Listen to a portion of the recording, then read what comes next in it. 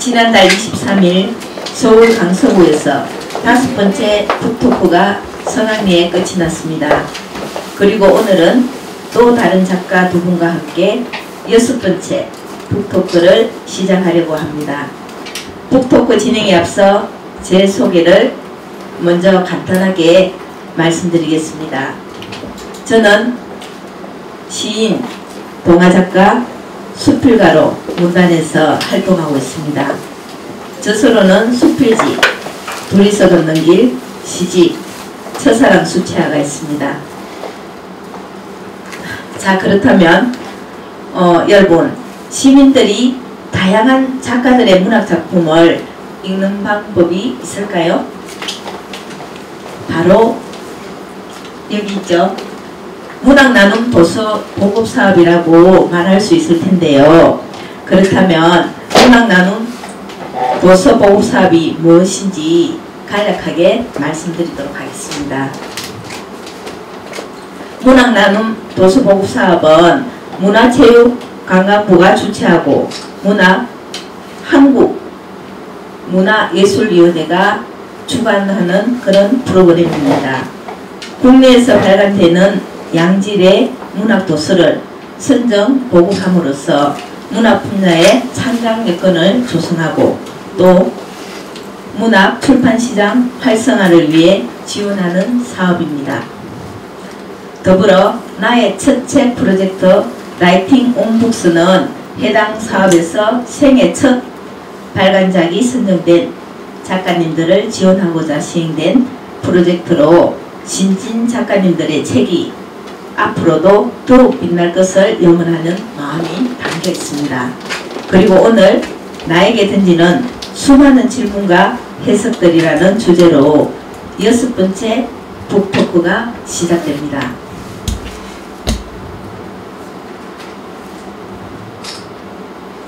특별히 오늘은 작가별 북토크 프로그램이 끝날 때마다 관객이 참여하는 이벤트가 준비되어 있습니다.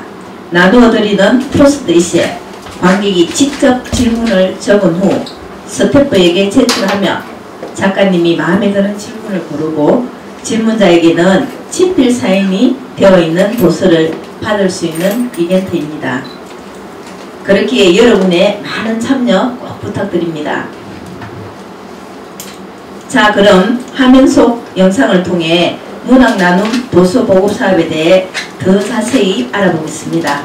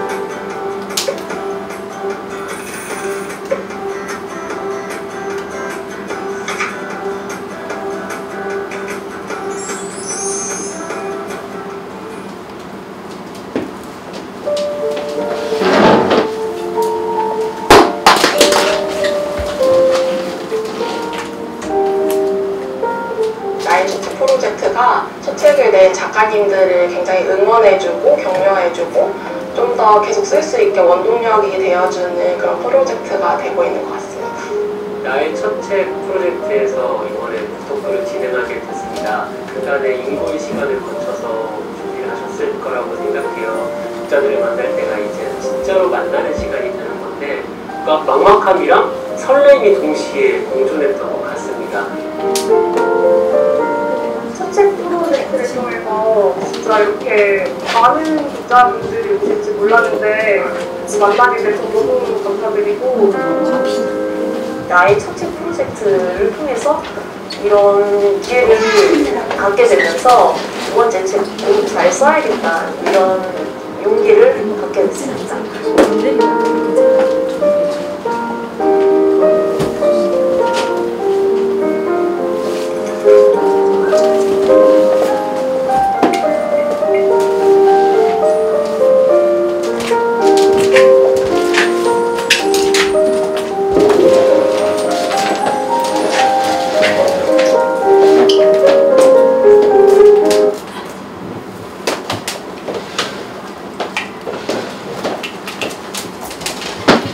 여러분 잘 보셨습니까? 네. 자, 그렇다면 첫 번째 북토크 작가님을 만나볼게요.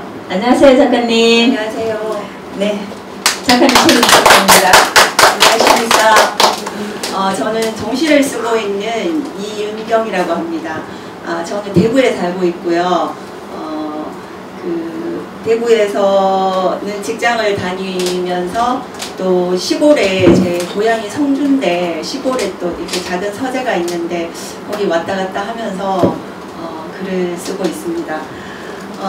작년 11월 1일 날 제 책이 처음 나왔는데 주변에 응원도 많이 받았고 축하도 많이 받았고 그래서 이제 또 올해 너무 이렇게 문학나눔 도서에 선정되는 영광까지 받게 돼서 너무 감사하고요. 또 이런 좋은 자리를 마련해 주셔서 정말 감사하고 저는 뭐 가문의 영광입니다. 여러분들 이렇게 직접 만나 뵙게 돼서 너무 반갑고 또 비가 오는데도 이렇게 찾아와 주셔서 너무 감사드립니다.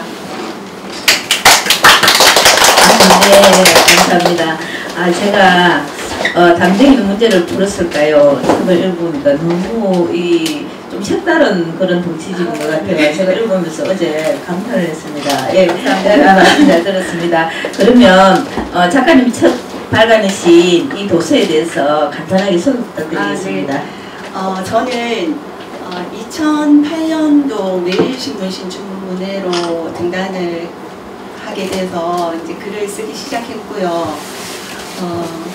또 계속 쭉 열심히 해야 되는데 또 가정주부기도 하고 아이들을 키우고 그러다 보니까 뭐 여러 가지 개인적인 사정도 있고 해서 또 좀 쉬는 시간이 많았어요. 그러면서 되게 슬럼프에 빠졌었거든요.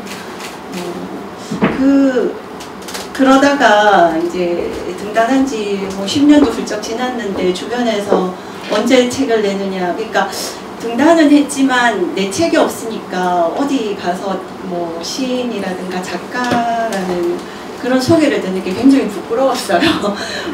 부끄러워서 어디로 숨고 싶고 막 그랬었는데 너무나 이제 다행히도 이제 작년에 출판진흥기금을 받게 돼서 책을 내게 됐고 그리고 또 올해 문학나눔 도서로 또 선정이 됐고 어쨌든 글을 쓰고 책을 준비하는 과정이 굉장히 길었어요. 그 긴 만큼 좀 많이 들여다보기도 했고 다듬기도 했고 저의 이제 여러 가지 사정에도 불구하고 굉장히 저는 열심히 썼다고 생각해요. 그래서 이렇게 또 좋은 결과가 나와서 또 감사하기도 하고 담쟁이는 문제를 풀었을까요는 어떤 책이냐 하면은 세상을 향해서 질문을 던지고 그 질문에 대답을 하고 답을 풀어가는 과정이 우리 살아가는 모습이 아닐까. 그거는 아주 어린 나이부터 나이 든 사람까지 다 똑같이 적용되는 문제라고 생각을 하거든요.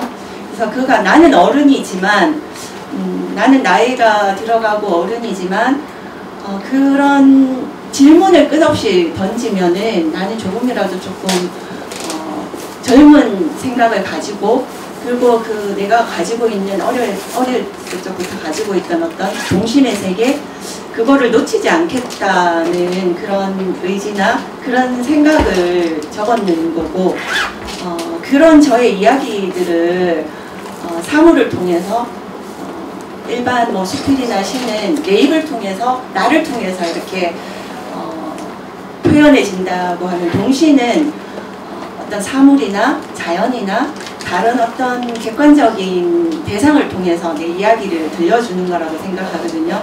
그래서 다양한 어떤 사물들, 자연들 아니면 어떤 아이의 목소리 그런 걸 통해서 제가 하고 싶은 이야기를 여러분들에게 들려드리고 싶은 것 같아요.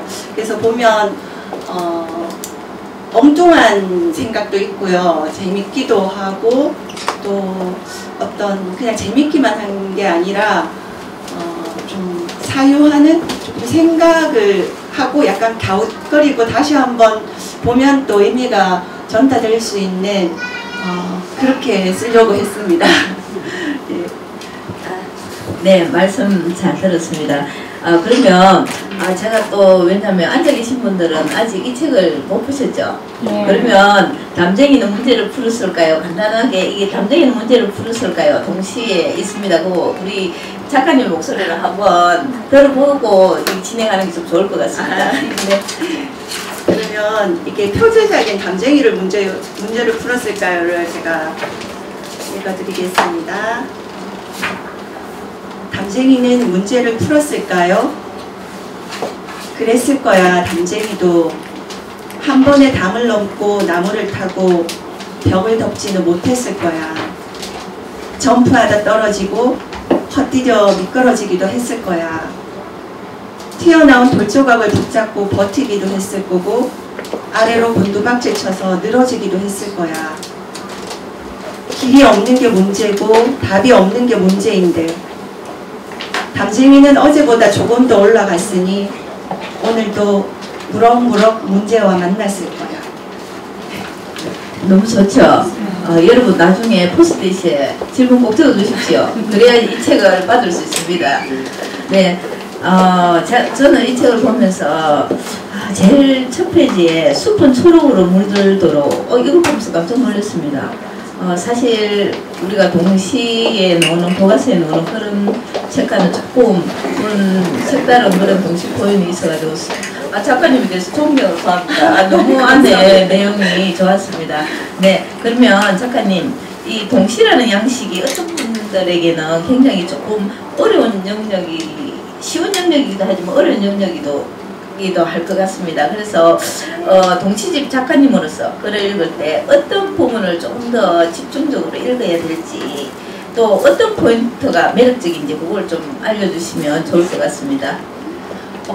동시가 너무 어렵지가 않거든요. 왜냐하면 저희 학교 들어가서 국어 교과서 받으면 동시가 항상 있었잖아요. 그죠?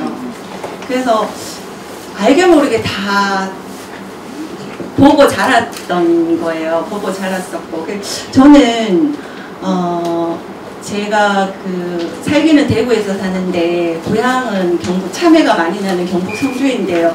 거기서도 또 좀 시골이에요.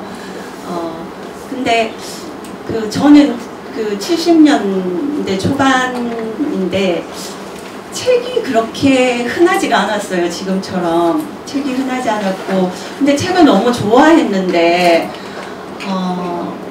도서관, 학교 도서관에 책이 요만큼이 됐을라나요?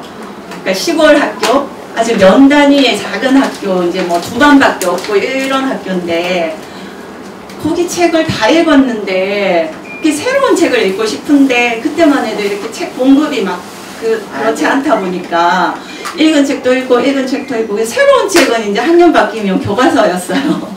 그래서 국어 교과서를 받으면 막 시를 막 찾아서 읽어봤어요. 그러니까 국어 교과서 읽으면 너무 재밌었어요. 그래서 그렇게 시를 좋아하게 됐고 누가 시키지도 않았는데 막 그걸 외웠어요, 혼자. 그래서 그게 약간 습관이 돼서 그런지 중학교, 고등학교 갈 때도 뭐 김소월의 시나 뭐 이상화의 시나 막 다 외웠어요. 그래서 뭐랄까 동시를 읽으면 왜 소설이나 뭐 읽으면은 막 몰입되고 흥분되고 그런 것도 있지만 시를 읽거나 동시를 읽으면 뭔가 말랑말랑해지는 맑아지고 말랑말랑해지고 그런 느낌. 그래서 저는 그 시도 있고 여러 문학 작품이 있잖아요. 저는 그 동시도 썼지만 수필로도 신춘문예가 됐었거든요. 근데 글을 쓰면서 수필이나 시나 다른 걸 쓰면 굉장히 힘들어요. 쓸 때 제가 너무 힘들어요. 막 굉장히 뭐 글 쓰는 고충을 다 아실 텐데 힘겹고 그랬는데 동시는 쓰면은 내가 너무 좋은 거예요. 기분이 좋고 즐겁고 행복해지는. 그러면 내가 이렇게 쓰면서 기분이 좋고 행복해지면 내 글을 읽는 분들도 그렇지 않을까. 그게 동시의 매력이라고 생각해요. 그래서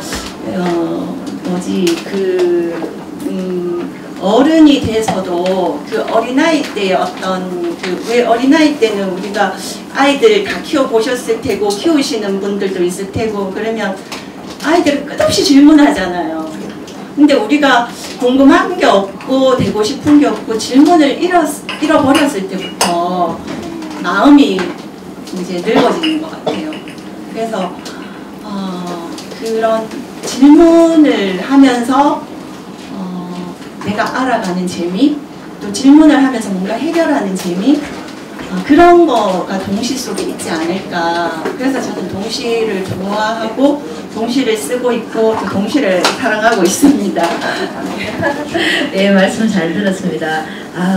저는 선생님, 이 작가님의 그런 동시를 보면서 정말 동시가 좋아졌습니다. 네. 그리고 또 이렇게 2023년 문학 나눔 도서 보급 사업 선정도서로 선정되었을 때 정말 기뻤을 것 같아요. 네, 네, 어떤 마음이 드셨는지 그 기뻤죠. 부분에 대해서. 네.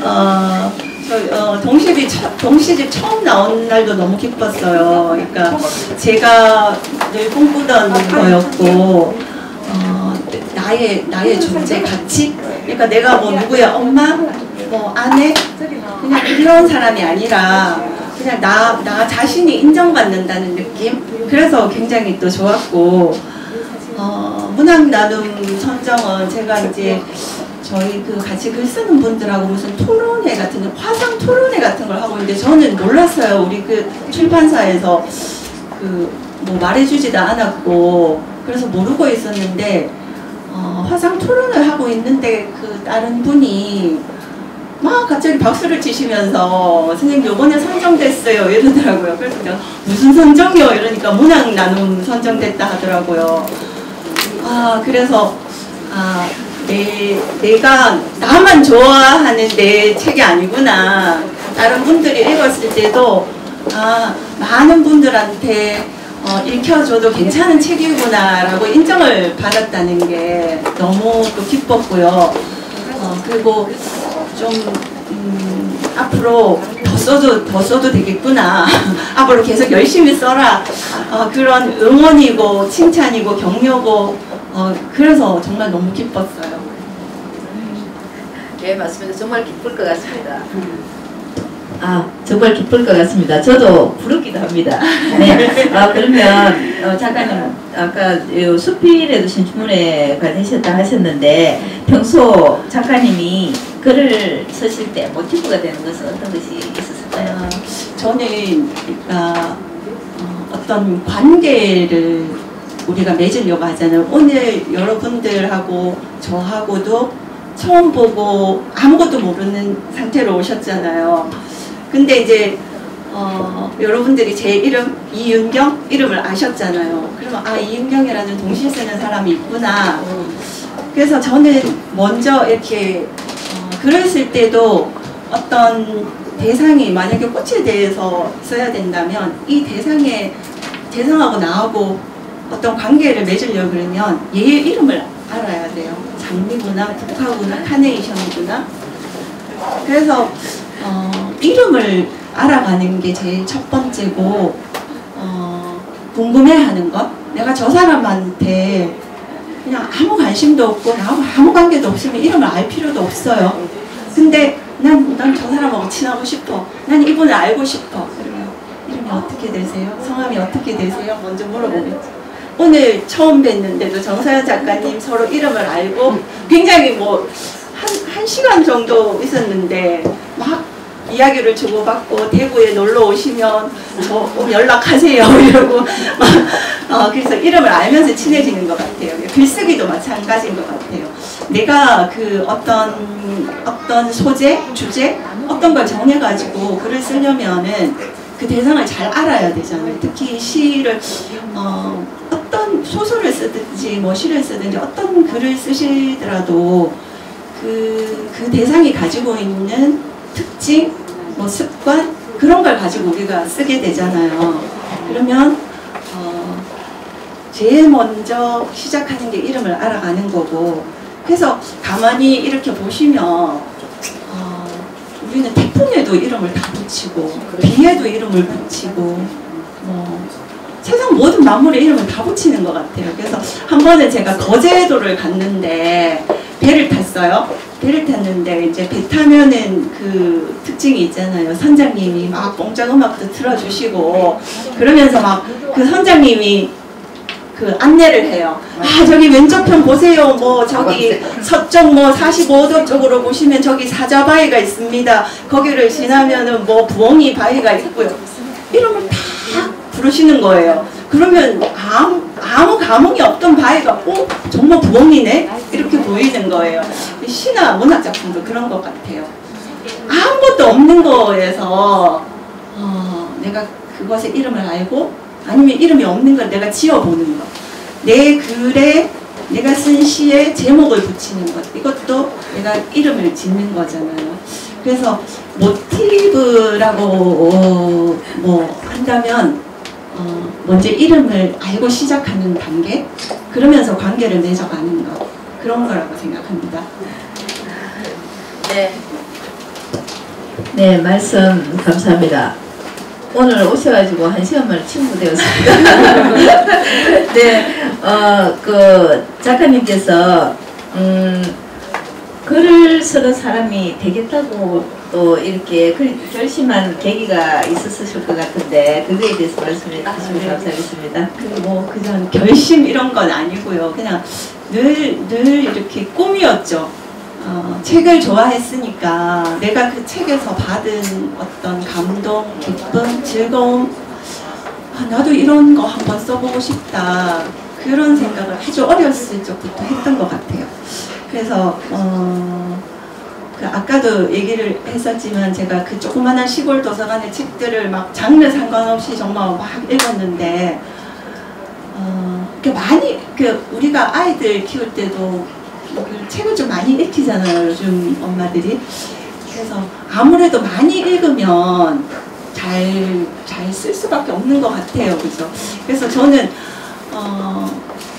초등학교 때부터 글짓기, 독후감 뭐 그런 거를 많이 했던 것 같아요. 나가서 상도 많이 받았고, 그 시골에 저희 엄마가 부업이 이건 웃기는 이야기인데, 부업이 뭐냐 하면 사전 팔러 다녔어요. 왜냐하면 그 부상이 상을 받으면, 글짓기 상을 받으면 부상이 사전을 많이 줬어요. 그때는 학용품 아니면 사전을 많이 줬어요. 그래서 사전이 집에 너무 많았어요. 그래가지고 이웃에 이제 뭐 중학교 뭐 아니면 언니 오빠들 이런 있는 집에 그 사전 필요하지 않나? 이거 3,000원짜리인데 2,000원 해줄게. 그러니까 뭐 농담인데 하여튼 그랬었어요. 그래서 내가 그 책을 많이 읽었고, 책을 읽으면서 어떤 그 말로 하는 것보다 저는 글로 쓰는 게 더 편했어요. 그래서 누구한테 내 마음을 이렇게 얘기하는 거는 되게 힘든데, 그거를 한마디 말하는 건 정말 힘든데, 글은 뭐 몇 페이지 적어라 그래도 이제 할 수 있고, 조금 그랬었어요. 그러는데 그런 걸 가지고 있었는데, 결혼을 하고 아이를 키우고, 저는 그 아이가 셋이거든요. 아이가 셋인데 결혼해서 지금까지 시부모님하고 같이 살아요. 근데 결혼을 해서 그 집에 가니까 시동생도 있고 시누도 있고 7, 8명 항상 이렇게 가족들이 있었어요. 그러니까 책을 읽을 시간도 없었고, 아이 셋 이렇게 키우면서 글을 쓴다는 거는 막 되게 힘들었었어요. 그리고 다른 게 중요하다고 생각했어요. 돈 버는 일, 집 평수 넓히는 일, 뭐 아이들 키우는 일, 그런 게 굉장히 중요하다고 생각해서 글 쓰는 거 내가 좋아했었지 이것도 좀 잃어버리고 살았었거든요. 근데 이제 아이들이 크면서 우리 아이들한테 책을 이제 읽어줬어요. 책을 읽어주는데 갑자기 막 눈물이 나는 거예요.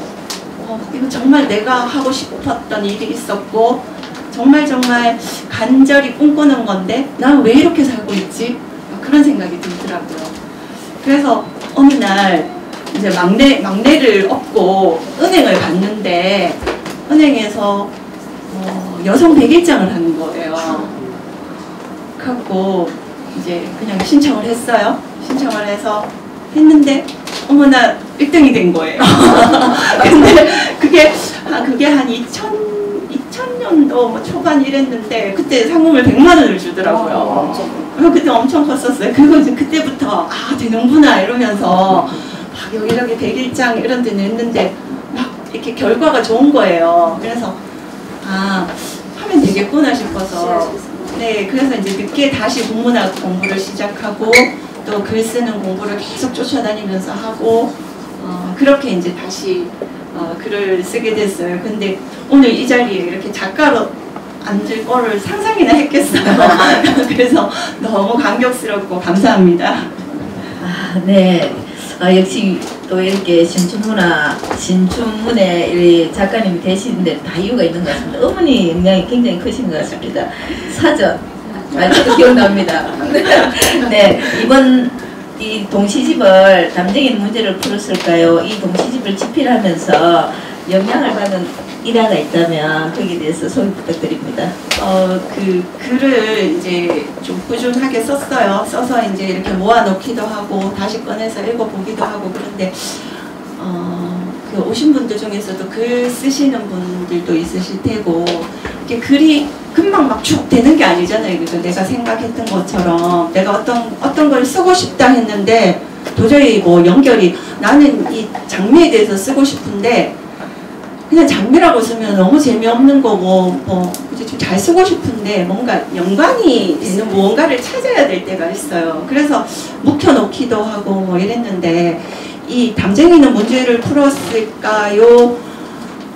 이 제목을 쓰게 된 계기가 있었는데 이제 담쟁이로 시를 써놨어요. 써놨는데 제목도 멋쩡했고 그랬는데 도쿄올림픽이 재작년이었나요? 도쿄올림픽을 보는데 그 클라이밍이라고 있죠. 스포츠 클라이밍이라고 암벽타기 거기 우리나라 선수가 이제 메달에 도전을 하는데 고등학생이었어요. 이름이 무슨 채연이었는데 그 선수가 나왔는데 그 중계방송을 하는 아나운서가 멘트를 어떻게 하느냐 하면 이게 우리는 암벽을 탄다고 하잖아요. 암벽을 타서 빨리 올라가든지 아니면 정해진 높이까지 올라가든지 그걸 해야 되는데 그거를 가지고 우리 선수가 열심히 문제를 풀고 있습니다 이러는 거예요. 이거다 딱 생각이 드는 거예요. 왜냐하면 이 담쟁이가 이렇게 담쟁이를 보시면 넓은 잎은 밑에 있고 항상 새잎이 이렇게 올라가요. 앞으로 나가는 건 새잎이거든요. 어린 잎, 새잎. 근데 저 어린 선수가 막 팔도 가늘고 이런데 거기 매달려서 하는데 그거를 문제를 푼다고 얘기를 하더라고요. 문제를 잘 풀어야 된다고. 그래서 그 담벽을 올라가는 담쟁이도 아까 제가 읽어드렸듯이 튀어나온 돌도 있을 테고 그래서 이 과정이 문제를 푸는 거구나. 그렇게 해서 이렇게 제목을 붙이게 됐고 그 제목을 책의 제목으로 삼은 것도 있고요. 그리고 이제 제가 책을 내기로 하고 이제 이렇게 책을 내면은 시나 시집에는 뒤에 이렇게 해설도 쓰게 되거든요. 네네, 평도 써야 되고. 그래서 이제 그리고 또 좀 뭐 많이 팔리면 좋겠지만 제가 유명 작가가 아니다 보니까 근데 이제 좀 내가 존경하는 분이, 좋아하는 분이 추천사를 써주셨으면 좋겠다 이 생각을 했는데, 저는 그 시인 중에 안도현 시인을 제일 좋아하거든요. 근데 안도현 시인이 동시집이 4권이 있어요. 시를 많이 쓰시지만 그 일반 책들도 많이 쓰시고, 뭐 백석연구한 백석평전 같은 책도 쓰시고, 근데 동시를 4권이나 쓰셨거든요. 근데 안도현 시인의 첫 번째 동시집이 그 남원 잎사귀 뒤쪽 마을이라는 그 시집이 있는데, 제가 그 책을 정말 마르고 닳도록 읽고 필사를 정말 다 했어요. 그렇게 공부를 했는데 정말 뭐 배운 적도 없는 선생님이지만 그분의 책과 그분의 시를 통해서 제가 혼자서 공부를 많이 했거든요. 근데 이제 아는 지인이 그분의 연락처를 안다고 하시더라고요. 제가 무조건 연락처를 달라고 했어요. 그래가지고 연락을 드렸어요. 본 적도 없는 생판 뭐 모르는 어떤 작가가 연락을 했어요. 그래서 저는 선생님 그 동시집으로 공부를 했는데 늦게 이번에 처음으로 책을 내게 됐는데 혹시 추천사를 부탁드려도 되겠냐 하니까, 근데 이제 나중에 알았어요. 정말 그런 거를 잘 안 해주신다 하시더라고요. 근데 그러면 작품을 몇 편 보내봐 주세요 이러시더라고요. 그래서 작품을 보냈더니 다 읽으시고는 그러면 책 전체 내용을 다 보내주세요 이러시는 거예요. 그래서 이제 책 전체 내용을 다 보내드렸더니 그 추천사를 써주셨어요. 너무나 영광이게. 그래서 이제 그 인연으로 또 이렇게 지난번에 가서 뵙기도 하고 그렇게 돼 있는데, 그러니까 책을 낸 것도 너무 좋은데 내가 정말 좋아하고 존경하는 어떤 그분의 추천사를 받았다는 것도 너무 감사하고, 그래서 여러 가지 좀 생각도 하는 좋은 일들이 이렇게 많아서 너무 또 감사했었습니다. 네. 책을 보면 뒤에 안도현 우리 선생님의 뒤에 보면 있습니다. 나중에 꼭 받아보시고, 그래서 꼭 나중에 그 질문해 주시기 바랍니다. 네. 그러면 작가님의 작업 루틴이 있다면 어떤 것이 있을까요? 저는 직장도 뭐 주중에는 직장을 또 다니기도 하고 또 이렇게 아이들도 있고 가정주부다 보니까 집에 시어머니도 계시고 가정주부다 보니까 시간이 사실 많지는 않아요. 그래서 좀 글을 쓰는 것 좀 몰아서 하는 편이에요.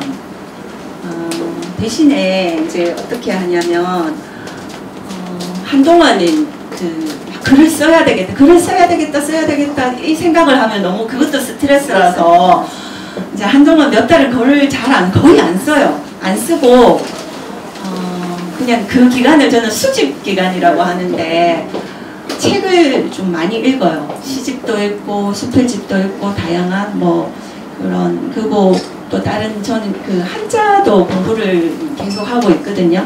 이제 그런 거를 하면서 그렇게 읽다 보면 뭔가 또 내가 생각했던 거하고 이렇게 맞아 떨어지는 것도 있고 아이디어를 얻기도 하고, 그래서 한 몇 달은 계속 이제 내 안에 이제 담는 과정이죠.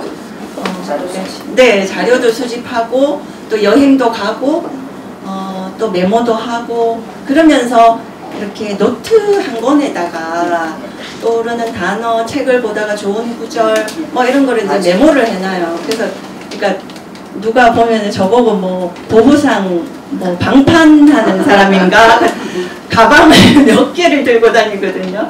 그래서 그 가방 안에도 뭐 읽어야 되는 책들도 있지만 노트가 기본 한 3권, 4권 정도 가지고 다녀요. 하나는 그냥 다이어리 일정을 쓰는 거고, 하나는 이제 내가 생각나는 거를 단어나 이런 거를 이제 막 낙서처럼 메모로 이렇게 적어두는 거고, 또 한 권은 그거를 좀 정리를 해요.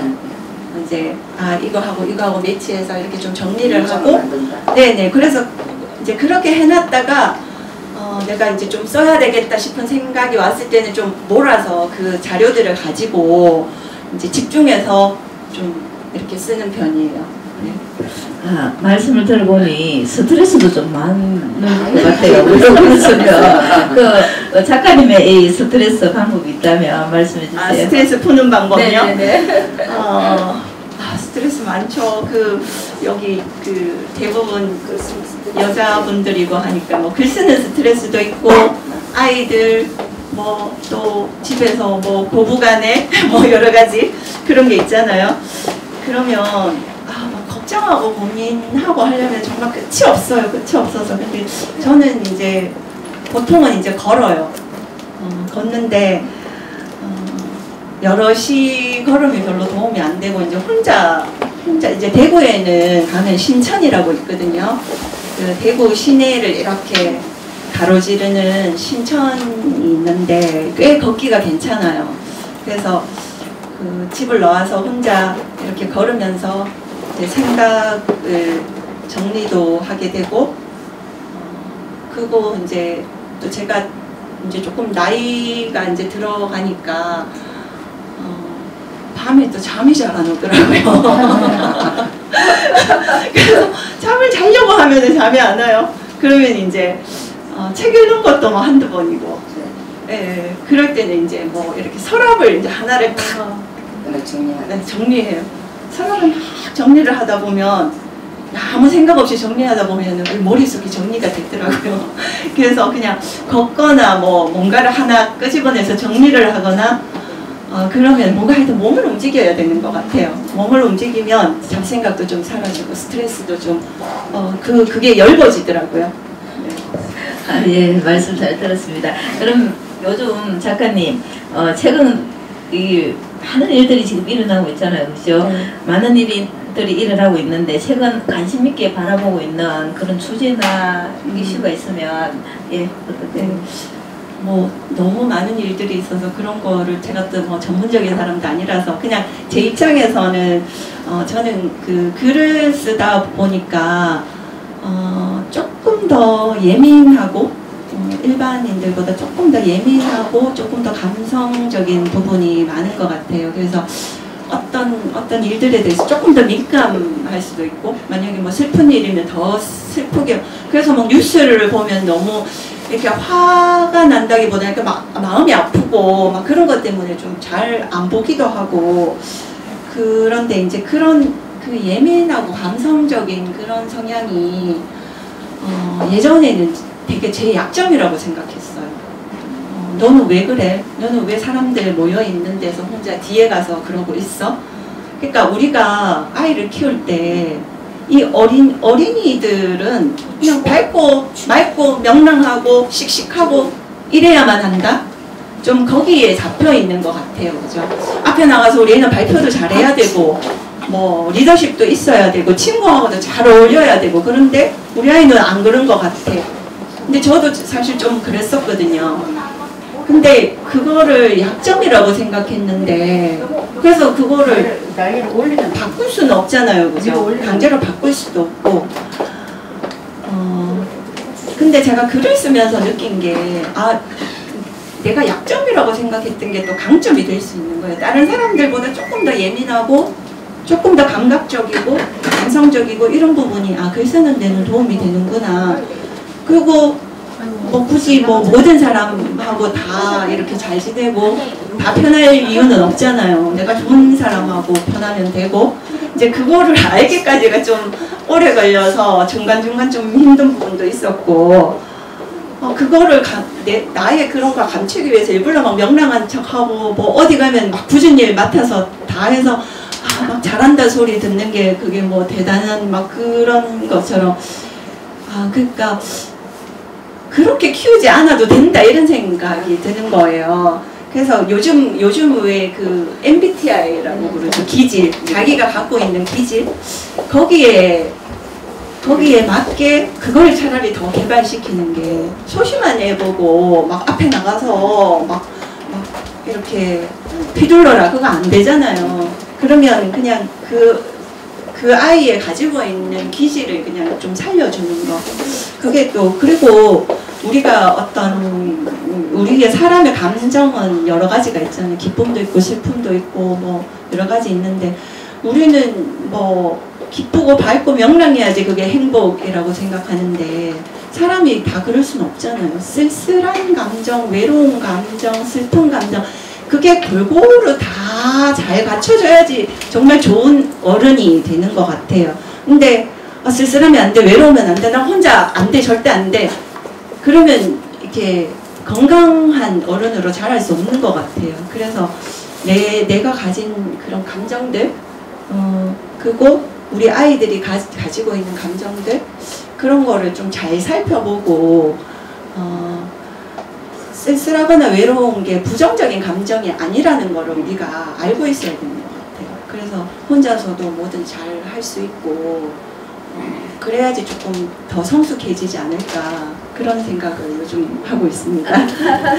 네, 말씀 잘 들었습니다. 그러면 말씀을 듣다 보니까 우리 작가님의 교육관이 좀 드러나는 것 같습니다. 네, 그러면 이 우리 담쟁이는 문제를 풀었을까? 이 동시집에 어떤 가치를 전달하고 하셨는지, 또 독자들이 이 가치를 또 어떻게 수용하고 또 반영할 수 있을지 좀 더 구체적으로 말씀해 주시면 좋을 것 같습니다. 저희가 이렇게 살아가면서 그냥 제가 음식의 비유를 드릴게요. 이제 우리가 외식을 이렇게 오랜만에 외식을 하면은 되게 맛있어요, 그죠?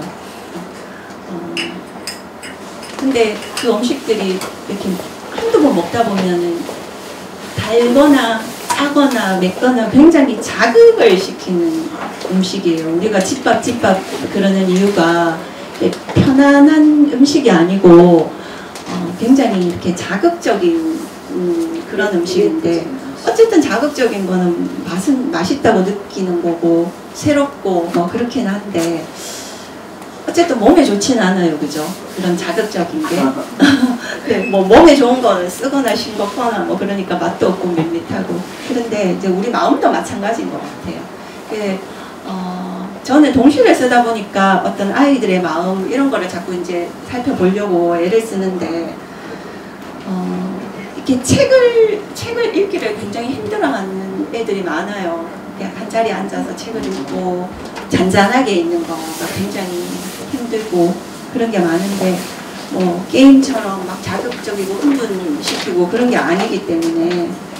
근데 좀 우리가 그런 집밥을 먹는 것처럼 그런 좀 잔잔한 가운데서 어떤 생각을 하고, 그리고 그런 생각할 틈을 가지는 거, 그런 게 저는 이 시집 속에서 그런 거를 좀 얘기하고 싶거든요. 주변을 살펴보면 우리가 안 보였던 어떤 대상들, 그리고 그것들이 어떤 가지고 있는 가치, 우리 애만, 요즘 문제는 나만 소중하고 내 애만 소중하고 다른 사람의 가치, 다른 생물의 가치, 그런 거에 대해서 우리가 좀 더 생각을 했으면 좋겠고, 그러면서 좀 제 시 속에 있는 것처럼 또 가다가 하늘도 한번 올려다 보면 초승달이 저렇게 생겼었지? 초승달이 코끼리 상아를 닮았네? 이런 생각 한 번쯤 해볼 수 있는 여유? 그러니까 그런 거를 전하고 싶었어요. 네, 감사합니다. 그럼 작가님 또 앞으로 계속 그죠, 동시를 쓰시고 하실 텐데 주 집필 예정인 작품이 있을까요? 네, 이번 문학 나눔 선정으로 제가 굉장히 용기를 많이 얻었어요. 그냥 계속 쓰라고 하는구나. 너 계속 한번 써봐. 이렇게 저한테 주시는 그런 선물 같아서 열심히 지금 계속 쓰고 있습니다. 앞으로 또 좋은 또 작품 또 발표하고 또 책으로 엮고 이렇게 하려고 지금 애쓰고 있습니다. 네, 답변 감사합니다. 네, 자, 그럼 작가님과의 작은 이벤트가 준비되어 있습니다. 저희가 나눠드린 포스트잇 혹시 받으셨나요? 지금 나눠드릴게요. 예, 포스트잇 종이에 자신만의 질문을 적어주시고 또 좋은 글귀 있으면 또 함께 적어주시면 되실 것 같습니다. 다 쓰셨으면 저희 스태프가 들고 다니는 보드에 붙여주시면 되십니다.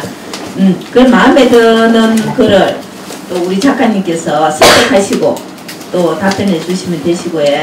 또 질문을 작성해 주신 분께는 작가님의 친필 사인이 담겨있는 도서를 선물로 드릴 겁니다. 네, 5분까지 선물을 드리니 다양한 질문을 종이에 써주시면 감사하겠습니다. 모두 부탁드립니다. 소설 쓰는 것은 천재가 쓰는 거라 소설 쓰는 것을 택했다고 하였습니다. 작가님이 생각하기에 진짜 시쓰기는 힘든지 아니면 일반인도 쉽게 접할 수 있는지 궁금하네요 라고 하셨습니다. 저도 일반인입니다. 그냥 애 키우던 그냥 가정주부였습니다. 근데 그냥 제가 그 좋아하는 책 장르 중에 또 우리 문화재에 대한 책들 좀 많이 읽는 편인데 박물관이나 이런 데 가는 거 좋아하고 그 유홍준 교수 책 중에 책의 한 구절 중에 좋아하면 알게 되고 알면 보이나니 그때 보이는 것은 전과 같지 않으리라. 그 말을 제가 되게 좋아하거든요. 좋아하게 되면은 자꾸 찾아서 보게 되고 그러면서 발전하는 것 같아요. 그래서 저도 제가 막 특별한 재능이라기보다는 그냥 좋아해서 자꾸 읽다 보니까 흉내내게 되고, 그리고 저는 필사를 많이 하거든요. 필사의 힘이 정말 큰 것 같아요. 내가 좋아하는 담고 싶은 어떤 작가의 글이나 문장을 저는 그 김훈 작가 소설은 물론 재밌죠. 근데 에세이를 정말 좋아하거든요. 김훈 작가 에세이도 정말 많이 따라 썼어요. 막 그 문장을 막 담고 싶고 흉내내고 싶고 그래서 자꾸 하다 보면 잘해지는 것 같아요. 그래서 누구라도 제가 얼마 전에 어디 대구에 있는 성당의 노인대학교에 가서 시 쓰기를 했는데 선생님 저는 아무것도 몰라요 막 이랬는데 정말 나중에 다 울었어요. 전부 다 울었어요. 너무 그게 있잖아요. 좋은 어떤 막 아름다운 단어를 쓰는 게 시가 아니라 그냥 내가 내 말을 이렇게 들려주는 것, 그게 시거든요. 그래서 그 진솔함 속에 나오는 어떤 감동 같은 것만 있으면 너무 꾸미려고 하면은 좋은 수필도 마찬가지고 그렇잖아요. 너무 막 꾸미고 액세서리를 붙이고 그러면은 글이 지저분해지고 그렇게 되는데 그냥 내가 하고 싶은 얘기를 옆에 친구한테 조곤조곤 얘기해주는 그것도 시가 되고 그게 에세이가 되고 그런 것 같아요. 특별한 재능 없어도 내가 좋아하게 되면은 되는 것 같습니다. 네, 잘 들었습니다. 이분 누구시죠? 네, 그럼 다음 질문 들어가겠습니다. 네, 두 번째 질문 들어가겠습니다. 네네네.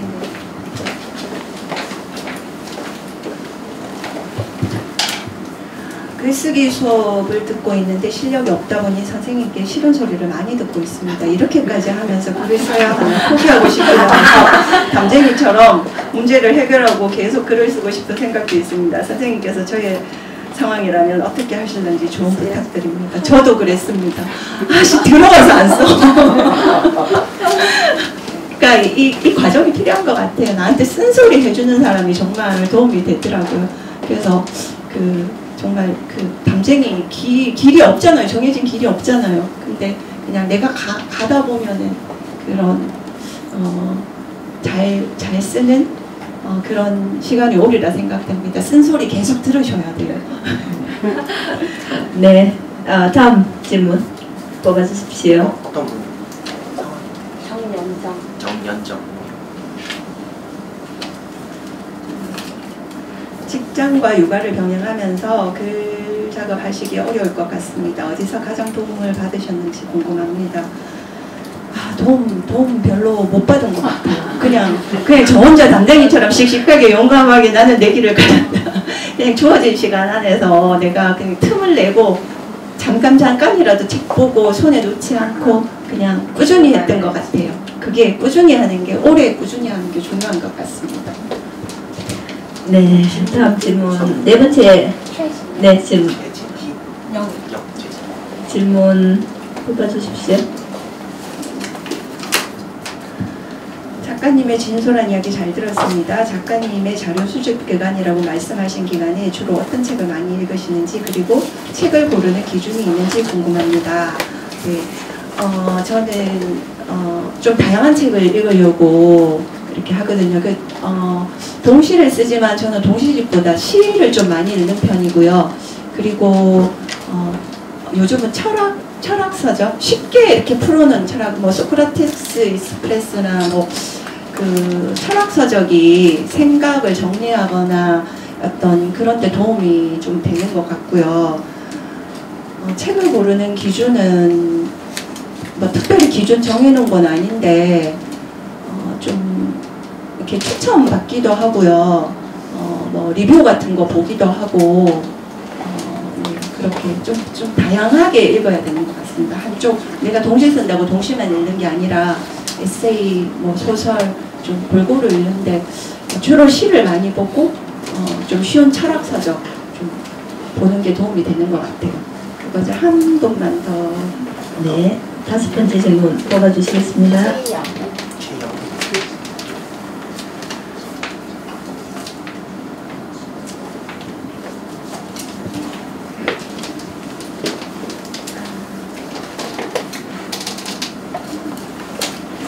반갑습니다. 동시에 다른 작품을 쓰실 계획은 있으신가요? 예를 들어서 소설이나 에세이. 와, 소설은 정말 힘든 것 같아요. 그 스토리 막 구상해서 이렇게 막 긴 호흡으로 가는 게 저는 아직까지는 좀 힘든 것 같고, 저는 그 원래 동시 쓰기 전에 좀 동화를 쓰고 싶었는데 그 에세이를 제가 그 수필을 쓰게 된 게 동화를 쓰고 싶어서 그쪽 공부를 했었는데 앞으로 기회가 되면 이제 동화도 써보고 싶은 그런 생각 가지고 있습니다. 네, 감사드립니다. 그러면 10분 쉬신 다음에 다음 작가 만나보도록 하겠습니다. 네, 잠시 쉬겠습니다. 10분 휴식 시간 들어가겠습니다.